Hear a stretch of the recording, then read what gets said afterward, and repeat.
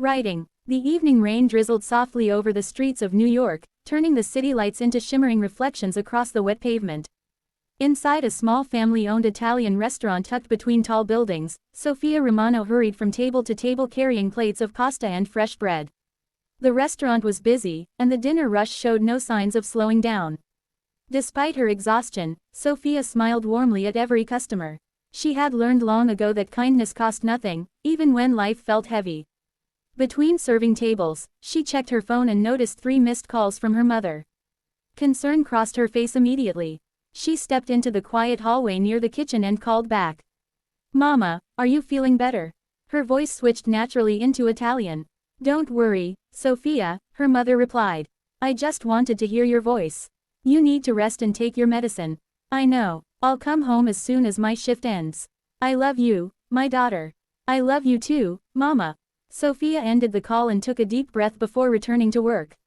What she didn't know was that a man seated near the corner window had heard every word. Alessandro Moretti lowered his menu slowly. At 38 years old, Alessandro was one of the wealthiest businessmen in Europe. His technology companies operated in dozens of countries, and financial magazines constantly referred to him as the Italian billionaire who seemed to succeed at everything. Yet despite the money, the recognition, and the luxury surrounding him, he often felt something was missing. For the first time in months, something had genuinely captured his attention. The young waitress's voice. Not because she was beautiful, though she certainly was. It was the affection in her words. The tenderness. The sincerity. When Sofia approached his table, Alessandro looked up. "Good evening. Are you ready to order?" "Before I order," he said with a smile, "may I ask you something?" "Of course. You are Italian." Her eyes widened slightly. "Yes. How did you know?" "I heard you speaking with your mother." A smile appeared on her face.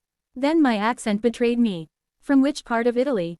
"Sicily. Beautiful place. You've been there." "Many times." Neither mentioned much more, but Alessandro found himself watching her throughout the evening. Not in a rude way.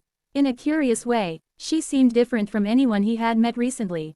When he left the restaurant, he couldn't stop thinking about her. The next evening, he returned. And then again the following day. Soon Sofia noticed. "You seem to like our restaurant," she joked. "I do. The food must be extraordinary." "It is." She laughed. "But I suspect that's not the only reason." Alessandro smiled but didn't answer. Over the following weeks, their conversations became longer. They talked about Italy, their favorite foods, childhood memories, the places they missed most.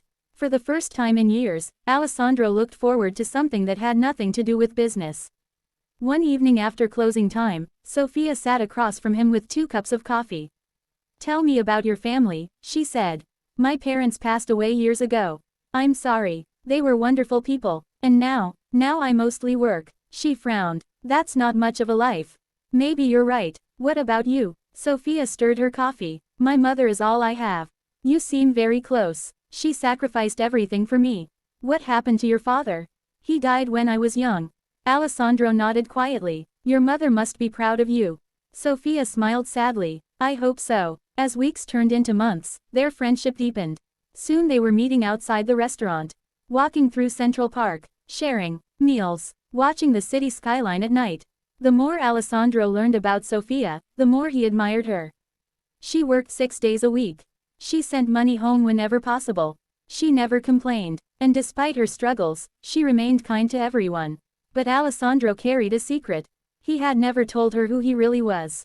Whenever she asked about his work, he gave vague answers. He feared what might happen if she discovered the truth. Too many people had approached him because of his money. Too many relationships had been built on greed. With Sofia, everything felt genuine. He didn't want that to change. One Saturday evening, the truth finally found him. The restaurant was crowded when a wealthy American businessman entered with several associates. The moment he saw Alessandro, his face lit up. "Mr. Moretti." The entire restaurant turned toward them. Sofia froze. The businessman approached excitedly. "I can't believe it's really you." Alessandro immediately knew what was coming. "It has been a while," he replied politely. "Everyone in the financial world is talking about your latest acquisition." "Congratulations." Sofia's eyes widened. "Acquisition?" The businessman continued speaking. "Your companies are expanding everywhere. You're probably the most successful billionaire in Europe right now." The room fell silent. Sofia stared at Alessandro. Billionaire. The word echoed in her mind. Suddenly all his vague answers made sense. When her shift ended, she walked outside without speaking. Alessandro followed. Sofia. She stopped but didn't turn around. Why didn't you tell me? I wanted to. But you didn't. I was afraid. She finally faced him. Afraid of what? That everything would change. Did you think I cared about your money? No. Then why hide it? Because most people do. Tears filled her eyes. I trusted you. I know. And now I don't know what to think. She walked away before he could stop her. For the next 2 weeks, Sofia ignored his calls. Ignored his messages. Ignored every attempt he made to explain. Meanwhile, her mother's health began to deteriorate. The illness she had battled for years suddenly became much worse. One night Sofia received a terrifying phone call from a neighbor. Her mother had collapsed. By the time Sofia reached the hospital, doctors were already treating her. Hours later, a physician approached. Your mother needs surgery. Sofia's heart sank. How much will it cost? The number he gave her felt impossible. Years of savings wouldn't cover it. After leaving the hospital, she sat alone on a bench outside. Exhaustion overwhelmed her. Fear consumed her. Then she heard a familiar voice. Sofia. She looked up. Alessandro stood nearby. Concern filled his face. How did you know? A friend at the restaurant called me. She lowered her eyes. The doctors say she needs surgery. What do they expect? She told him. Without hesitation, Alessandro nodded. Then she will have it. No. Yes. I can't accept that. You're not accepting charity. Then what is it? It's someone helping the person he loves. Sofia looked up sharply. The words caught her completely off guard. Alessandro sat beside her. I love you. Neither spoke for several seconds. I loved you long before you learned who I was. Tears rolled down her cheeks. I don't want your money. I know. I never wanted any of this. I know that too. Then why would you do it? Because your pain hurts me. For the first time since discovering the truth, Sofia saw only the man she had come to know. Not the billionaire, not the businessman, just Alessandro. The surgery was scheduled immediately. The best specialists were brought in. During the operation, Sofia sat beside Alessandro in the waiting room. Hours passed. Every minute felt endless. Finally, the surgeon emerged. A smile appeared on his face. The operation was successful. Relief washed over Sofia. She burst into tears and hugged Alessandro tightly. Weeks later, her mother's recovery exceeded expectations. One afternoon, she invited Alessandro into her hospital room. I owe you my life, she said. You owe me nothing. Yes, I do. She reached for his hand. My daughter speaks about you every day. Alessandro smiled. I hope that's a good sign. It is. The older woman looked toward the window. When Sofia was little, she used to dream about finding a man with a good heart. And did she? Her mother smiled. I believe she did. Several months later, Alessandro brought Sofia back to Italy. They visited Sicily together. The villages, the coastline, the places she remembered from childhood. One evening they stood overlooking the Mediterranean Sea as the sun melted into the horizon. Golden light painted the water. A warm breeze drifted across the shore. Sofia turned toward Alessandro. This is beautiful, not as beautiful as you. She laughed softly. That's a terrible line. Perhaps. He suddenly knelt down. Sofia gasped. Alessandro opened a small box containing a sparkling ring.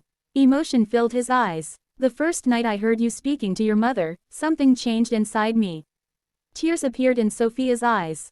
I thought I had everything a man could want. He paused. But then I realized I was missing the most important thing. Her hands trembled. You. A tear rolled down her cheek. Alessandro smiled gently. In Italian, there is something I've wanted to tell you for a very long time. He took her hand. You stole my heart. Sofia laughed through her tears. And you healed mine. Will you marry me? Yes. The answer came instantly. As the last rays of sunlight disappeared beyond the sea, they embraced beneath the glowing Italian sky. And for the first time in many years, neither wealth nor success mattered. Only love.